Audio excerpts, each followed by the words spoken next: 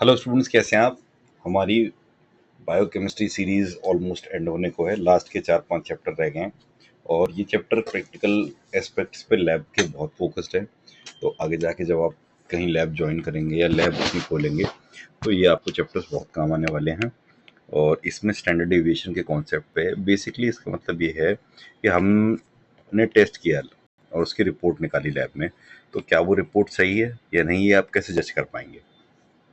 और हमारी मशीन में कोई किसी में एरर आ गया कैलिब्रेशन का, लेकिन हमको वो चीज़ नहीं पता है और हम टेस्ट पे टेस्ट उस पर करे जा रहे हैं, तो हमारे तो पूरे दिन के टेस्ट गलत हो जाएंगे। इससे हमारी गुडविल बहुत ख़राब होगी, पेशेंट का भी नुकसान होगा और हमारे को मनी वाइज भी बहुत नुकसान होगा। तो ये सब एरर कैसे पकड़े जाएं, उसके ऊपर बेस्ड ये चैप्टर है। चैप्टर बहुत ज़्यादा टेक्निकल था, लेकिन मैंने बहुत ईजी इसको कर दिया है। 2 बार मुझे नोट्स इसके बनाने पड़े, क्योंकि टेक्निकली मैं यहाँ पे आपको फॉर्मूला पढ़ के बताऊँ या ग्राफ बना के छोड़ दूँ, तो ये चीज़ तो बुक में भी है, वो तो आप बुक से भी कवर कर लेंगे या आपके कॉलेज में भी पढ़ाया गया हो। मेरा काम है जो चीज़ आपको समझ नहीं आ रही या समझ आने में आपको बहुत दिक्कत है, उसको इतनी ईजी फॉर्म में कन्वर्ट करना कि आप उसको समझ लें, उसके बाद उसको आप अपनी लैंग्वेज में बिल्टअप कर लें। इसीलिए सारे नोट्स इंग्लिश में और ऐसी लैंग्वेज में रिकॉर्ड किए हैं जो आप और हम प्रैक्टिकली बोलते हैं। तो आइए इस चैप्टर को स्टार्ट करते हैं। इंट्रोडक्शन देख लेते हैं लेबोरेटरी क्वालिटी मैनेजमेंट का। जैसे हम बाजार से सब्जी खरीदते वक्त कुछ पीसेस चेक करते हैं, वैसे ही लेबोरेटरी में भी हर टेस्ट की क्वालिटी चेक करना ज़रूरी होता है। लेकिन ये प्रोसेस साइंटिफिक और सिस्टमेटिक होता है, इसे कहते हैं लेबोरेटरी क्वालिटी कंट्रोल, QC। जब ये कंट्रोल रेगुलरली और पॉलिसीज के अकॉर्डिंग बन जाता है तो इसको हम बोलते हैं लेबोरेटरी क्वालिटी मैनेजमेंट, यानी LQM। हमारे ऑब्जेक्टिव्स क्या हैं? ऑब्जेक्टिव्स हैं हमारे एक्यूरेसी और प्रिसीजन को समझना। लेबोरेटरी क्वालिटी मैनेजमेंट में क्या स्टेप्स हमें लेने होते हैं ये जानना, एरर्स आइडेंटिफाई करना हमारे रिजल्ट में कहाँ आ रहे हैं, और क्वालिटी चार्ट जैसे कि लेवी जेनिंग्स और वेस्गार्ड रूल्स को समझना। ठीक है। एक्यूरेसी वर्सेस प्रिसीजन में क्या फ़र्क है? देखिए, एक्यूरेसी होता है कि रिजल्ट कितना सही आ रहा है, यानी कि हमारी रिपोर्ट किसी पेशेंट की 100 आनी चाहिए आइडियली, और हमारी 98 आ रही है, तो इसको हम बोलेंगे कि भाई 98 हमारी एक्यूरेसी है। फिर सेकंड हो गया प्रिसीजन। प्रिसीजन में क्या होता है कि अगर हमने एक बार टेस्ट किया, 98 वैल्यू आई, सेकंड बार टेस्ट किया तो 98 के बाद 96 या 99 आनी चाहिए। ये नहीं होना चाहिए कि उसमें 90 आ रहा है। अगर 8 का डिफरेंस है तो इसका मतलब हमारी रिपोर्ट्स में प्रिसीजन की कमी है। ठीक है, इसलिए बार बार उसको टेस्ट को हम लगाते हैं। लैब में हमें दोनों चाहिए होती है, एक्यूरेसी भी और प्रिसीजन भी। अच्छा, quality, lab quality management cycle क्या होती है? देखिए, गोल आपको सेट करना है कि हमें ये क्वालिटी मेंटेन करनी है, उसी हिसाब से हमें इंस्ट्रूमेंट्स और स्टाफ को रेडी रखना होता है, और क्वालिटी कंट्रोल प्रोसेस अपना डिफाइन करना होता है कि हमारे यहाँ ये स्टेप्स होंगे। ठीक है। फिर जो हमने पैरामीटर्स बना दिए उसका हम रेगुलर असेसमेंट करेंगे, वो फॉलो हो रहे हैं कि नहीं हो रहे हैं।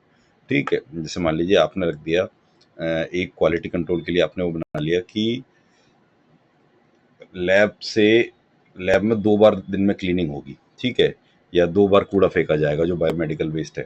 तो अब आपको ये चेक करना है कि भाई 2 बार फेंका भी जा रहा है आपके पीछे या नहीं फेंका जा रहा, ठीक है ना। और एरर्स हमारे किस पॉइंट पे आ रहे हैं, हमें उसकी क्वालिटी इंप्रूव करनी है। मान लीजिए कि किसी मशीन की ब्लैक प्लेट गंदी हो रही है और स्टाफ साफ नहीं कर रहा है, तो वो भी एरर में आएगा, क्योंकि उसकी वजह से रिपोर्ट में कुछ ना कुछ वेरिएशन आएगा। ठीक है। 3 टाइप ऑफ एरर जो होते हैं लैब में, 3 क्लासिफिकेशन है। पहला है प्री एनालिटिकल एरर। प्री मतलब पहले, एनालिटिकल मतलब एनालिसिस, उसका विश्लेषण करना, यानी कोई चीज़ होने से पहले क्या एरर हो सकता है। तो इसमें हम देखते हैं कि जो सैंपल हमारा कलेक्ट होने से पहले ही गलतियाँ क्या होती हैं।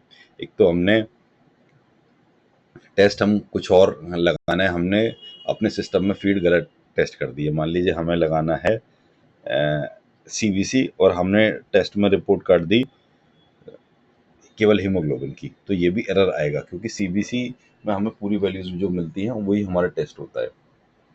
ठीक है।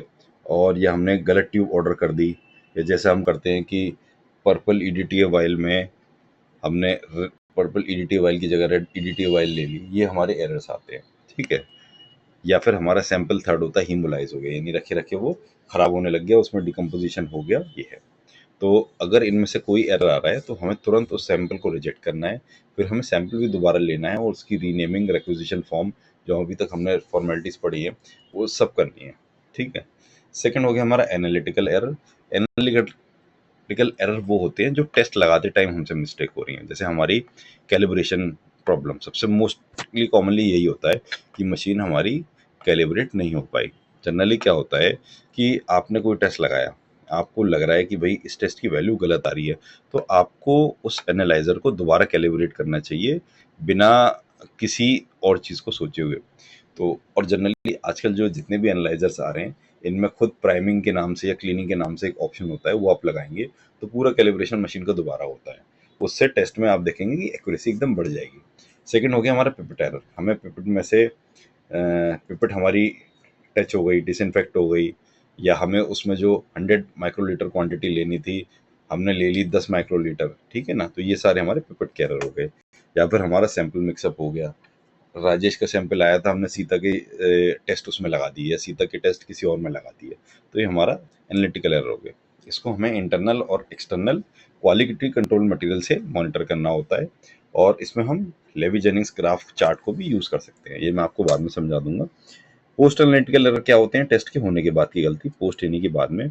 इसमें हमने रॉन्ग रिपोर्ट एंट्री कर दी। मान लीजिए हमारे पास हीमोग्लोबिन हमारे सेल काउंटर में आई 8 और हमने टाइप करते में कर दी 18, तो इसको ये हमारी आएगी रिपोर्ट एंट्री में, या हमने डिले कर दिया रिपोर्टिंग में, ठीक है।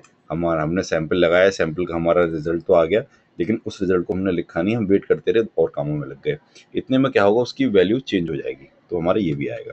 थर्ड, आईडी मिसमैच, आप पढ़ चुके हो, किसी और का टेस्ट की रिपोर्ट किसी और में कर दी। यहाँ पे मेनली डॉक्यूमेंटेशन के एरर होते हैं और ये रिव्यू करने से पकड़ में आ जाते हैं, ठीक है। क्वालिटी कंट्रोल रूल देख लेते हैं, लेवी जेनिंग्स और वेस्टगार्ड रूल्स। ये इन्होंने क्या है, क्वालिटी कंट्रोल वैल्यूज को का एक ग्राफ बनाया था, और इन्होंने +-2 स्टैंडर्ड डिविएशन की रेंज कर दी। स्टैंडर्ड डिविएशन एक टेक्निकल टर्म है जिसको आप समझ लें कि हमारी रिपोर्ट से कितने पॉइंट वो फर्क आ रहा है उसमें, ठीक है। इस पे कुछ वेस्टगार्ड ने रूल बनाए थे कि अगर स्टैंडर्ड डिविएशन ग्रेटर देन 3 है, यानी कि डिविएशन तो रिपोर्ट्स में हमारी 3 से ज़्यादा आ रहा है, तो हमें वो सारी रिपोर्ट्स रिजेक्ट करनी होंगी, सारे टेस्ट रिजेक्ट हो जाएंगे, वो सारी चीज़ें दोबारा होंगी उस दिन की, ठीक है। अगर 2 वैल्यू तक है, 2 वैल्यू से 3 वैल्यू है, तो भी हमें रिजेक्ट करना पड़ेगा, क्योंकि इसका लास्ट जो हमें वो एक स्टैंडर्ड डिविएशन देख लेते हैं। एक स्टैंडर्ड डिविएशन आ रहा है तो हमें केवल वार्निंग साइन है हमारे लिए, और टेस्ट को हम रिपीट करके उस एरर को रेक्टिफाई कर सकते हैं, ठीक है। रैंडम एरर क्या हो गया, जो कभी कभी होता है, मान लीजिए आप टेस्ट लगा रहे हो, सडनली पावर कट गई, तो इवन जो वोल्टेज का फ्लक्चुएशन होगा वो भी मशीन्स के एनालाइजर के कैलिब्रेशन को बिगाड़ देता है और उससे चेंज कर जाता है। ऐसे ही होता है सिस्टमेटिक एरर। इसमें सब टेस्ट में एक जैसे एरर आ रहे हैं। मान लीजिए हमारी पिपेट की रीडिंग में गलती है, वो 100 तो उस पर आ रहा है, लेकिन जब हम वैल्यू ले रहे हैं तो वो 98 पर ही रुक जा रही है, तो ये हमारा सिस्टमेटिक एरर हो गया। तो बेसिकली ये बहुत ही प्रैक्टिकल सारी बातें थी जो हमने कवर कर ली,